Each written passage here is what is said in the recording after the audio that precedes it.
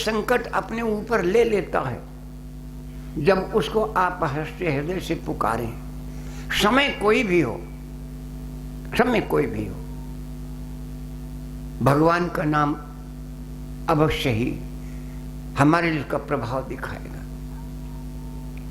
सबने मिलकर के परमात्मा को पुकारा, सर्वेश सर्व सुधार को अवतार लो, अवतार लो, सर्वेश सर्व सुधार को अवतार लो, अवतार लो, सर्वेश सर्व सुधार को अवतार लो, अवतार लो, सर्वेश सर्व सुधार को अवतार लो, अवतार लो, अवतार लो, अवतार लो, आओ जगत उद्धार को, आओ जगत उद्धार को, अवतार लो,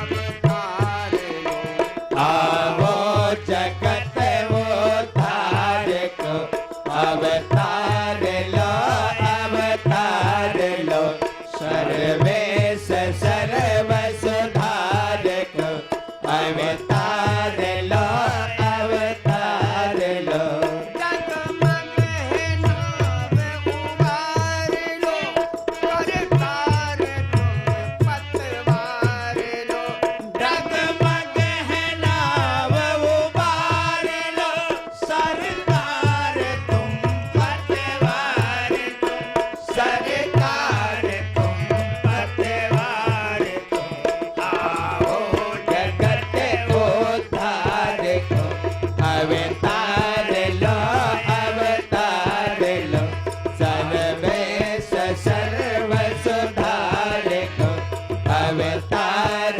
लो, अवतार लो, करुणा ध्वनि छाई जभी नभ के चारों ओर, उठी क्षीर के सिंधु में करुणामयी हिलोर। कहते दुखियाओं का करुणा क्रंदन सचमुच प्रभाव दिखलाता है। नर क्या है, नारायण तक का तब सिंहासन हिल जाता है। ये तो पढ़ा होगा आप लोग, दुर्बल को न सताइए जाकी मोटी हाय, मुई खाल की श्वास संसार भस्म हो जाए। दुखियाओं का करुणा क्रंदन सचमुच प्रभाव दिखलाता है। नर क्या है, नारायण तक का तब सिंहासन हिल जाता है।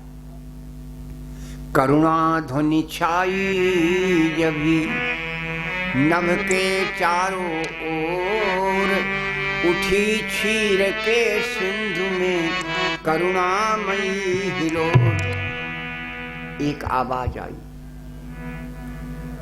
भक्तो अब होगा नहीं तुमको किंचित क्लेश, सबके हृदयों ने सुना ये सुंदर संदेश। क्या संदेश था? संदेश क्या था? अवतीर्ण जगत पति होगा अब उद्धार जगत का करने को। अवतीर्ण जगत पति होगा अब उद्धार जगत का करने को। अवतीर्ण जगत पति होगा अब उद्धार जगत का करने को। अवतीर्ण जगत पति होगा अब, अवतीर्ण जगत पति होगा अब उद्धार जगत का करने को। पति स्वयं आ रहा है, पृथ्वी पति स्वयं आ रहा है, पृथ्वी की पीड़ा है। पृथ्वी पति स्वयं आ रहा है, पृथ्वी की पीड़ा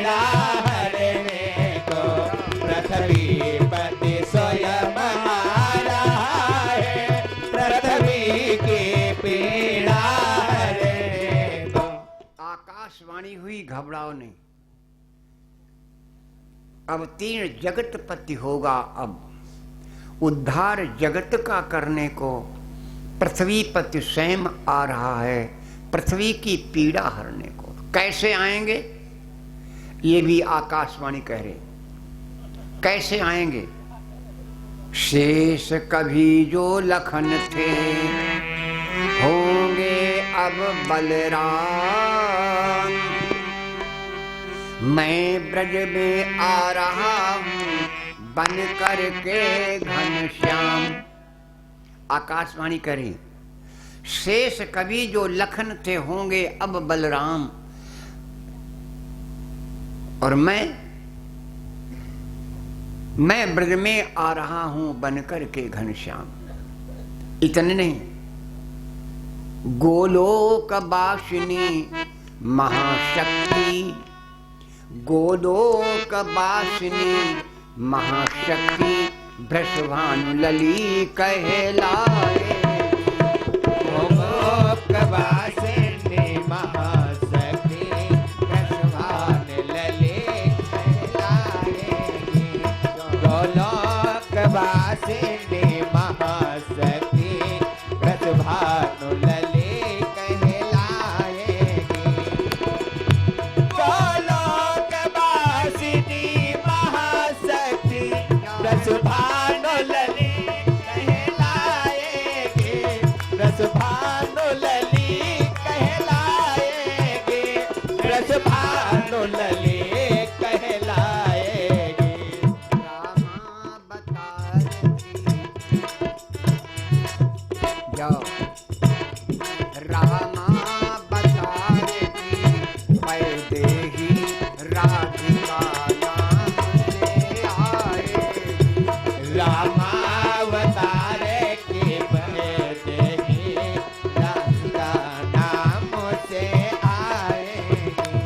रामावतार के वैदेही राधिका नाम से आएगी। देवताओं ने कहा हम क्या करें प्रभु? देवताओं ने कहा हम क्या करें? तो भगवान ने कहा तुम भी चलो हमारे साथ। राम सिंह यादव, पुत्तन खेड़ा, अब कहाँ है जिला नहीं लिखा। बहुत बहुत धन्यवाद भैया को। ऑनलाइन आपकी मुद्दा भगवान के इसी चरणों में परमात्मा कल्याण करें। रामावतार की वैदेही राधिका नाम से आएगी। देवताओं ने कहा महाराज मैं कैसे सेवा करूं आपकी? तो का तुम सब भी यादव गोप बनो, जा पहुंचो पहले उस मन में। तुम सब भी यादव गोप बनो, जा पहुंचो पहले उस मन में। तुम सब भी यादव गोप बनो, जब पहुंचो पहले उस मन में। तुम सब भी यादव गोप बनो, जब पहुंचो पहले उस मन में। जब पहुंचो पहले उस मन में। जब पहुंचो पहले उस मन में। खेलेगा प्रकृति खिलाड़िया, खेलेगा प्रकृति खिलाड़िया, टोली के साथ खेले जग में। खेलेगा प्रकृति खिलाड़ी वहाँ, होली के साथ खेले मन में। खेलेगा प्रकृति खिलाड़ी वहाँ, होली के साथ खेले मग में। भगवान ने कहा आप लोग भी चलो, तुम सब भी यादव गोप बनो, जा पहुंचो पहले उस मंग में। मेरे से पहले तुमको जाना। खेलेगा प्रकृति खिलाड़ी है, टोली के साथ खेल जग में।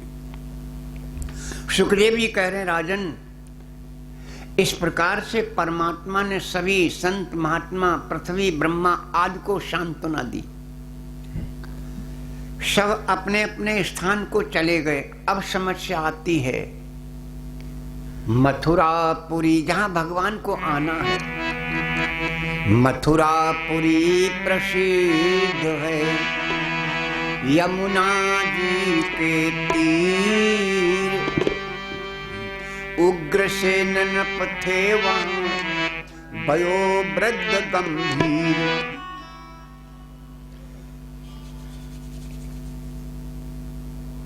और ये कथा सुनाई कहां? सुखदेव जी महाराज ने महाराज परिषद को ये कथा कहां सुनाई? हरिद्वार शुभ धाम है, गंगा जी के तीर।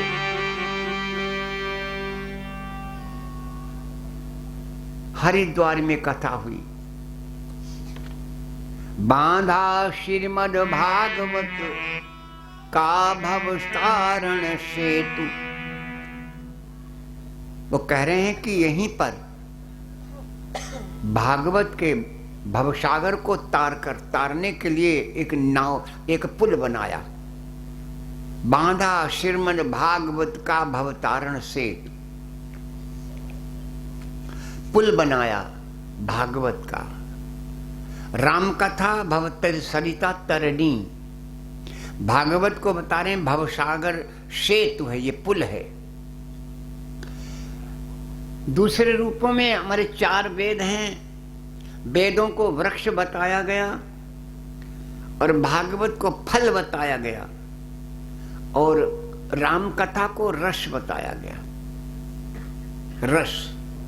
लेकिन यहां पर राधेश्याम जी कहते हैं कि भागवत का भवतारण सेतु परीक्षित को उतरने के लिए बनाया गया। वहीं पर कहने लगे, राजन आप सभी जानते हो यमुना के किनारे मथुरा नगर है। राजा उग्रसेन यहाँ के राजा बड़े धर्मात्मा थे, सब कुछ था पर संतान नहीं थी। बड़ी पतिव्रता है पवन रेखा। एक बार दुर्मिलिक दैत्य ने इनके साथ छल किया। मां पवन रेखा गर्भवती हुई और एक बालक पैदा हुआ। उसके जन्म लेते ही आंधी तूफान आ गए। इसी का नाम कंस रखा गया। कंस उन्हीं का पुत्र था, विश्व विदित युवराज। यही लड़ेता राज्य का करता था सब काज। अकेला था, लाड़ प्यार में पला था। और एक लाइन कही जाती, भैया बच्चे को खूब खिलाओ पिलाओ बढ़िया पहनाओ, लेकिन बच्चे को सत्य शिक्षा देना उसकी उन्नति का कारण है। हद से ज्यादा बेजा दुलार बर्बादी का ही लक्षण है। और कंस बुढ़ापे की संतान थी, इसी लाड़ प्यार में बिगड़ गया। वही देखने लगा।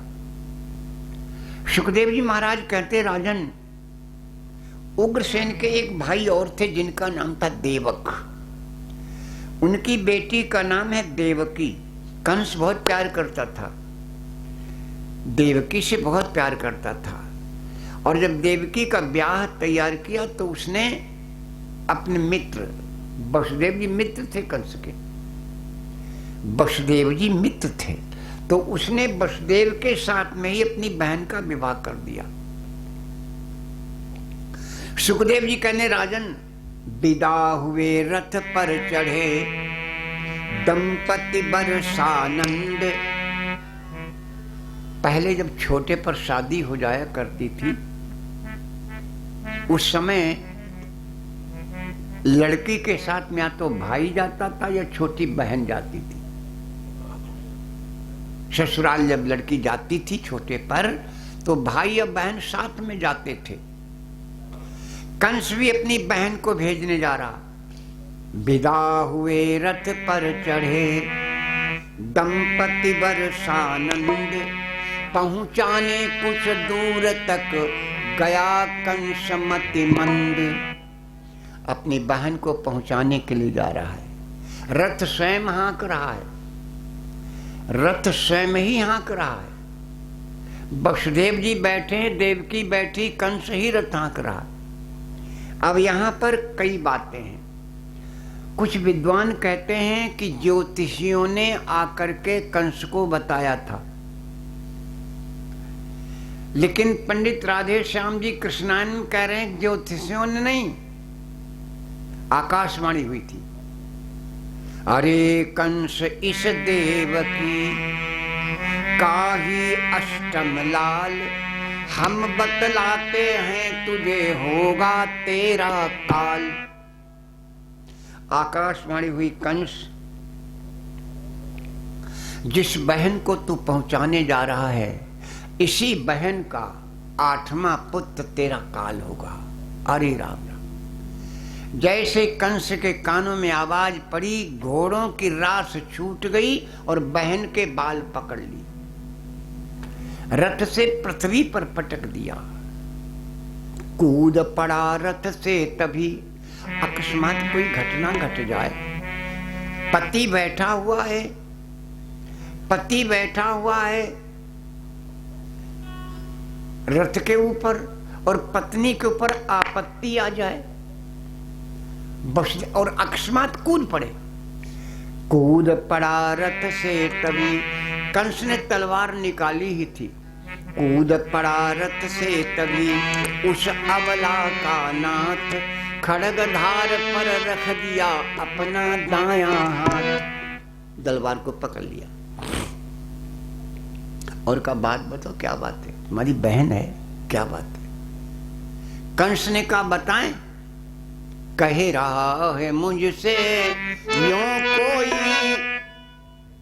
कंस बता रहा है, कह रहा है मुझसे यूं कोई, ये गांठ है मेरी फांसी।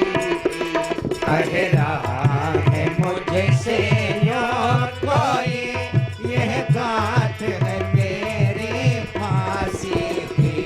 कह रहा है मुझसे यूं कोई, यह गांठ है मेरी फांसी की। कह रहा है मुझसे यूं कोई, कह रहा है मुझसे यूं कोई, यह गांठ है मेरी फांसी की। कस लेगी मेरे प्राणों को, कस लेगी मेरे प्राणों को, अष्टम संतान देवकी। डस लेगी मेरे प्राणों को, अष्टम संतान देवकी की। डस लेगी मेरे प्राणों को, अष्टम संतान देवकी की। कंस ने कहा मेरे से कोई कह रहा है कि देवकी के 8वें संतान मेरा वध करेगी, इसलिए मैं इसको ही समाप्त कर दूं। तब वसुदेव जी महाराज ने कहा राजन एक बार बताओ, कोई भी पुरुष कितनी कमजोर हो, अपनी स्त्री पर दूसरे का हाथ उठाता हुआ नहीं देख सकता, कितना ही कमजोर क्यों न हो, और अगर कोई गैर आदमी स्त्री पर हाथ उठावे ये नहीं संभव। कंस ने कहा नहीं देख सकते अगर, तोलो आंखें फोड़। इतना कहकर कंस ने खड़ग उधर दी मोड़। जब वसुदेव ने ऐसा शब्द कहा तो कंस ने कहा ठीक है, नहीं देवकी तो तुम बचो, और तलवार वसुदेव के ऊपर चला दी। जैसे तलवार माताओं बहनों वसुदेव के ऊपर चलाई, देवकी अपने पति के ऊपर से गिर गई, अपने पति के ऊपर से गिर गई और कहा भैया स्वामी पर हाथ मत उठाना, पहले मुझे मारो। कंस से कह रही भैया मेरे पति को मत मारना, पहले मुझे मारो। क्यों, पहले क्यों मारे तुझे? तब देवकी कहती पत्नी वाही बड़ भागन है, जो पति के आगे मरती। पत्नी वाही बड़े भागन है जो पति के आगे मरती है। पत्नी वही बड़े भागन है जो पति के आगे मरती है। पत्नी वही बड़े भागन है जो पति के आगे मरती है। जो पति के आगे मरती है। जो पति के आगे मरती है। संपूर्ण शास्त्र या कहते हैं, संपूर्ण शास्त्र या कहते हैं, वह भव सागर से तरती है। अरे संपूर्ण शास्त्र या कहते हैं वह भव सागर से तरती है। संपूर्ण शास्त्र या कहते हैं वह भव सागर से तरती है। पत्नी वही बड़भागन है जो पति के आगे मरती है, वो सुहागन कहलाती है। वो सौभाग्यवती कहलाती है जिसकी मृत्यु अपने पति के सामने हो जाती है। और जब पति कंधा लेकर के जाता तो समझो उसको स्वर्ग प्राप्त हो जाता है। पत्नी वही बड़भागन है जो पति के आगे मरती है। संपूर्ण शास्त्र या कहते हैं वो भव सागर से तरती है। सुहागन, वो सुहागन होकर के मरती है, सौभाग्यवती कहलाती है। जैसे देवकी ने इतना कहा, वसुदेव जी महाराज के एक दिमाग में बात आ गई। आपद काल परखिए चारी धीरज धर्म मित्र और नारी। धीरज, धर्म, मित्र और नारी। आपत्ति के समय में अपनी पत्नी की परीक्षा होती है। आपत्ति के समय धर्म की परीक्षा होती है। धर्म रक्षा करता है। अगर आपने धर्म किया है तो धर्म अवश्य ही आपकी रक्षा करेगा। निश्चिंत, आप निश्चिंत रहिए। यदि धर्म किया तो अंतरात्मा आपकी मजबूत है, वो रक्षा होगी आपकी। यदि धर्म किया, अब धर्म की चर्चा आती, धर्म है क्या? मैं तो रोज बोलता हूं ये। धर्म है क्या? विद्या 49 पवन कभी चलते नहीं है। कभी मन आ जा तो डोलन लगा तो धरती लौट पौट हो जाती। और 49 पवन चलने तो कुछ रह ही नहीं जाएगा। केवल एक ही बार चले हैं जब हनुमान जी ने लंका जलाई। जब हनुमान जी लंका के ऊपर बैठे हैं, पूंछ में आग लगी, तो हनुमान जी महाराज ने कहा, हमसे किसी ने कहा तो है नहीं लंका जला के आना। अब अगर हम जलाओ तो प्रभु नाराज न हो जाए, तो चाहे पूंछ जरी जाए, हम जरी जाए, लेकिन हम हटी ही नहीं। तब यहाँ किष्किंधा पर्वत से सूचना गई। काहे से? आज कलयुग में जब यहाँ बैठे और अन्य देशों से बात कर लेते हो तो क्या उस समय कोई यंत्र नहीं होगा? भैया उस समय भी कोई यंत्र होगा जो विदेश से बात कर ली जाती थी। तो बाबा जी लिख, हरि प्रेरित ते ही अवसर। भगवान ने प्रेरणा की 49 पवन को। हरि प्रेरित ते ही अवसर, चले मरुत 49 अट्टहास करी। हनुमान जी महाराज जब 49 पवन चले तब हनुमान जी प्रसन्न हुए। अट्टहास करी गर्जा, कपि बढ़ लाग आकाश। होनहार बालक के पीछे शक्तियां लग जाती हैं। देवकी मैया ने कहा, मेरा 7वां गर्भ गिर गया। भाई बहनों, यहीं पर गड़बड़ हो गया। कंस ने जब इतना सुना, वसुदेव देवकी को फिर कड़े कारागार में डाल दिया। जनता भी भटकी। अब की जनता भटक गई। कंस के ऊपर आक्रमण करने की ठान ली जनता ने, लेकिन नारद बाबा ने रोक दिया। नारद, खबरदार मत ठानना तुम उससे संग्राम। जनता को नारद ने रोका। खबरदार मत ठानना तुम उससे संग्राम, किसी और ही शक्ति को करना है ये काम। नारद बाबा ने सबको समझा दिया, शांत हो गए सब। अब समय आता है 8वें गर्भ का। सुखदेव जी महाराज कहने, राजन माता देवकी जेल में बैठी है, कुछ जगती थी कुछ सोती थी वो मात।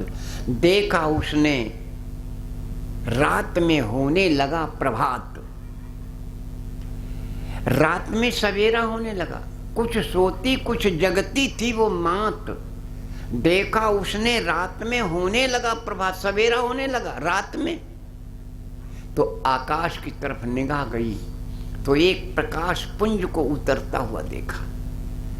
ज्यों ज्यों नीचे को आ रहा है वो त्यों त्यों बड़ा हो रहा है और ये संसार छोटा होता दिखाई दे रहा है। और अंत में माता देवकी ने देखा कि सारा संसार उसी में समा गया। तब माता देवकी के मुख से निकल गया, कौन? जब इतना शब्द कहा तो भगवान ने क्या किया? चतुर्भुजी बन आ गई अब तो सन्मुख मूर्ति। चतुर्भुजी बन गई माता देवकी के सामने। सोच रही कैसे करूं इस आज्ञा की पूर्ति। माता सवाल करे और हम जवाब न दें। देवकी ने कहा कौन? तो भगवान सोच ले तो बोलना ही पड़ेगा। क्या बोले? मैं वह हूं बाकी रहता हूं, मैं तू का झगड़ा जहां नहीं। मैं वहाँ हूँ बाकी रहता हूँ, मैं तो का झगड़ा जहाँ नहीं। मैं वहाँ हूँ बाकी रहता हूँ, मैं तो का झगड़ा जहाँ नहीं। मैं वहाँ हूँ बाकी रहता हूँ, मैं तो का झगड़ा जहाँ नहीं। मैं तो का झगड़ा जहाँ नहीं, मैं तो का झगड़ा जहाँ नहीं। मैं यहाँ नहीं मैं वहाँ नहीं, मैं यहाँ नहीं मैं वहाँ नहीं, मैं कहीं नहीं मैं कहाँ नहीं। मैं यहाँ नहीं मैं वहाँ नहीं, मैं कहाँ नहीं मैं कहीं नहीं। मैं यहाँ नहीं मैं वहाँ नहीं, मैं कहाँ नहीं मैं कहीं नहीं। ऐसी मैं ना कहीं नहीं और फिर ऐसी कोई जगह नहीं जब मैं नहीं हूं। मैं यहाँ नहीं मैं वहां नहीं, मैं कहीं नहीं मैं कहाँ नहीं, न मैं किसी जगह पर हूं और कोई जगह ऐसी नहीं जहां मैं नहीं हूं। देवकी ने कहा ये मैं कहाँ नहीं हूं कहाँ हमारी समझ नहीं आ रहा, सही बोल कौन हो? तब भगवान क्या बोला? जो आंखें बाट जो हती थी, जो आंखें बाट जो हती थी उन आंखों का मैं तारा। जो आंखें बाट जो हती थी, मैं उन आँखों का तारा हूँ। जो आंखें बाट जो हती थी, मैं उन आँखों का तारा हूँ। जो आंखें बाट जो हती थी, जो आंखें बाट जो हती थी, मैं उन आँखों का तारा हूँ। कारागृह की तपस्विनी,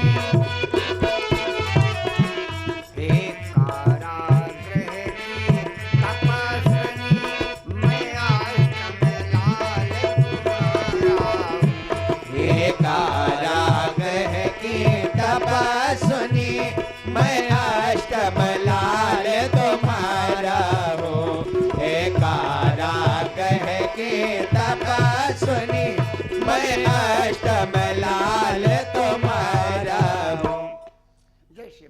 ने कहा, हे कारागृह की तपस्विनी में अष्टम लाल तुम्हारा हूं।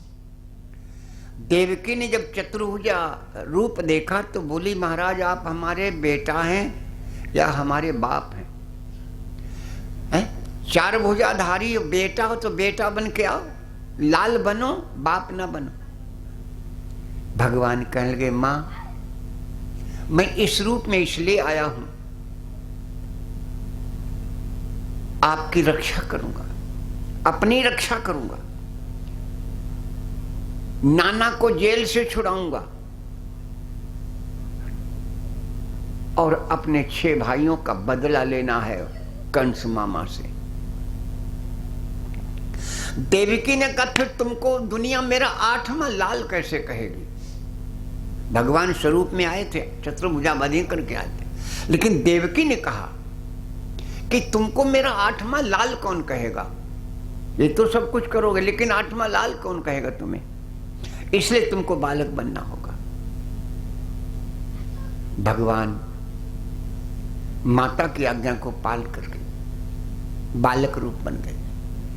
भजन गाते हैं भक्त लोग, हुए जेल में पैदा देवकी ललन, हुए जेल में पैदा देवकी ललन, हुए जेल में पैदा देवकी ललन, हुए जेल में पैदा देवकी ललन।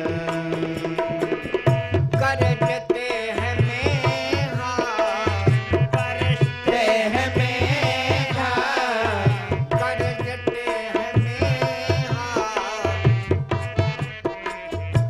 परसते हैं मेघा, करते गगन, हुए जेल में पैदा देवकी ललन, हुए जेल में पैदा देवकी ललन। बरसते हैं मेघा, बरसते हैं मेघा, गरजते गगन, हुए जेल में पैदा देवकी ललन, हुए जेल में पैदा देवकी ललन। वृंदावन बिहारी लाल की की जय।